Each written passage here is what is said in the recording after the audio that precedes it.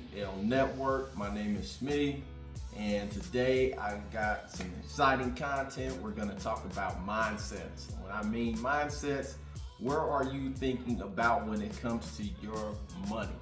Are you a consumer that you're spending a lot, or are you an investor where you're investing a lot? So today we're going to talk about how to make you a better investor when it comes to your money. So here we go. Okay, before I get started, please do me a favor. Hit the like button, hit the subscribe button for more videos to come.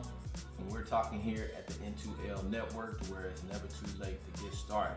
But today, we are going to talk about your mindset and where are you, investor or consumer? Now, of course, we're all consumers because we have to have the necessities to live, whether it's eat and housing, automobiles to get to work.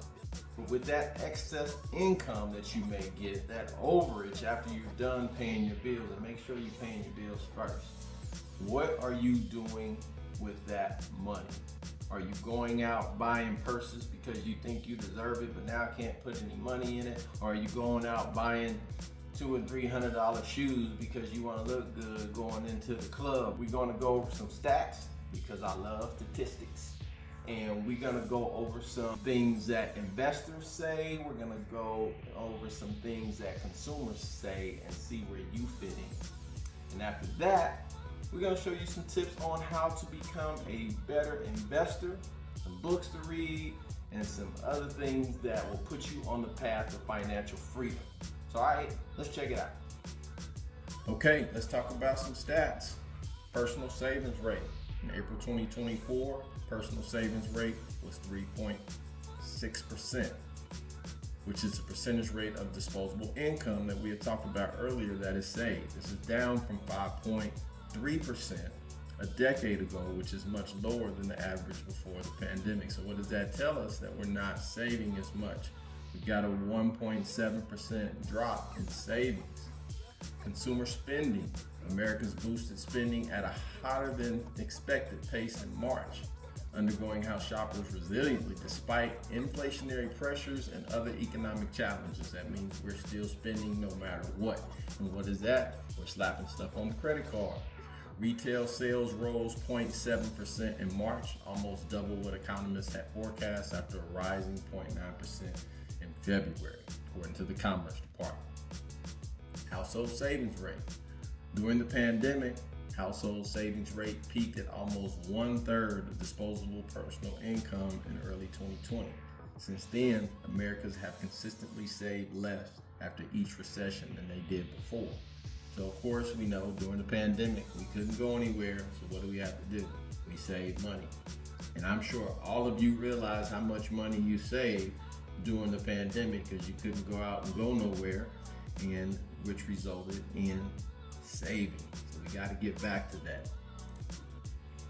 So now we're going to talk about what the consumer and investor, and see where you are with your mindset.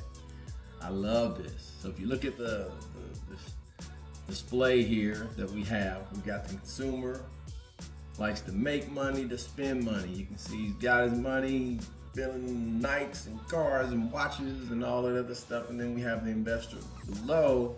He's making money to make money. He's got the gold, he's got the assets, he's got the stock.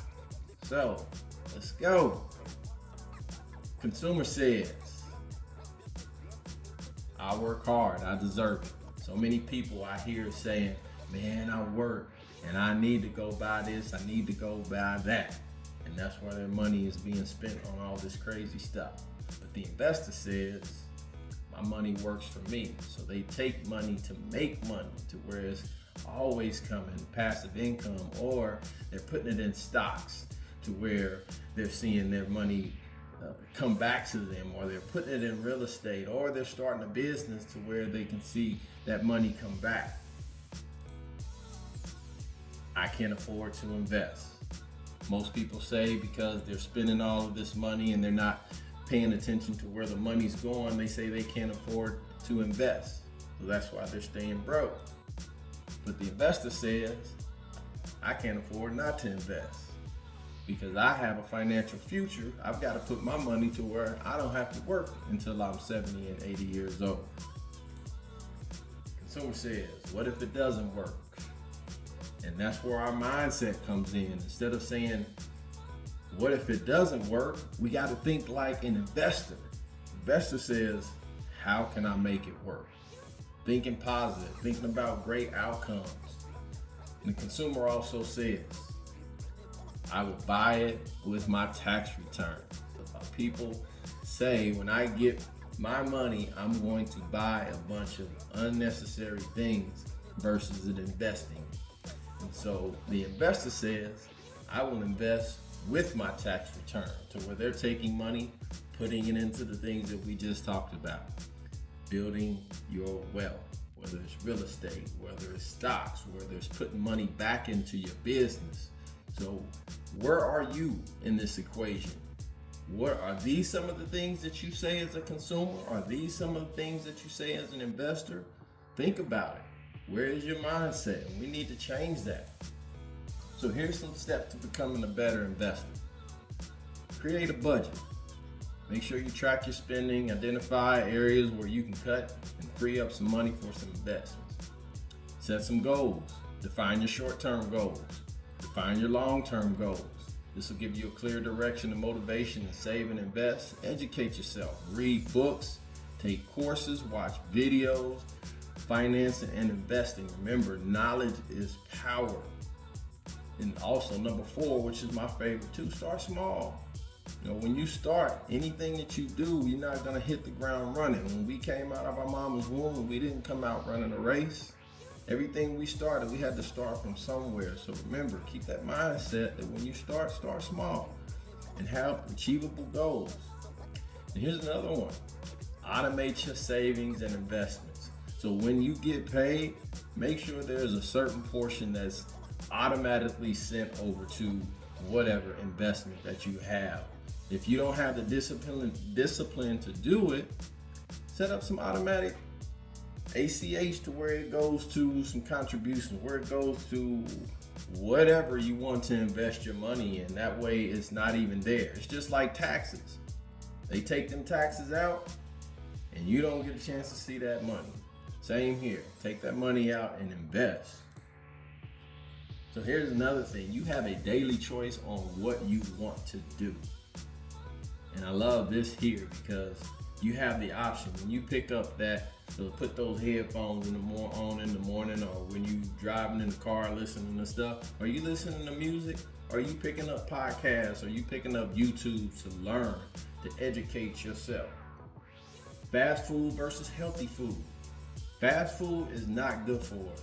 And in turn, it's not making us healthy, which in turn is not giving us the motivation to want to do things. So if you're starting to eat healthy, exercise, and work out, you feel better about yourself and you feel more confident in the things that you do. Social media is another one. YouTube, TikTok, Instagram, all that stuff where you're watching all this nonsense that is not feeding your mind and your soul. Pick up a book.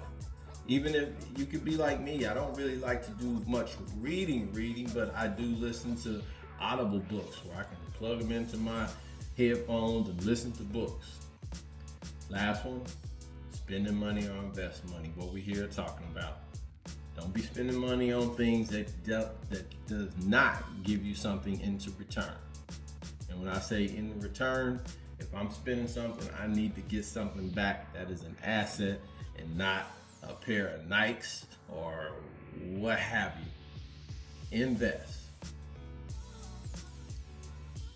So here are a few books to read or listen to. These are great books to start with. Most of you, I'm sure you've heard of these, but if you have not, pick them up. Rich Dad, Poor Dad, it gets you started on how to think about your finances, how to think about investing. It's a great book to start out with. And then the Cash Flow Quadrant. This gives you an idea of where you are and where you want to be in your business. So I like to end with this. Never underestimate the power you have to take your life in a new direction. by Germany Kent. This is such an awesome and powerful statement. Man, wasn't that some good stuff? I thought so. But it lets you know where you are. When you start going through those bullet points and talking about the investor versus consumer, something to think about. And if you're more on the consumer side, we got to be on more on the investor side. So, nothing to it but to do it. And right here at the N2L Network, we can help you with that. Be sure to like this video, subscribe, and remember that it's never too late and it's always the right time. And thanks for watching.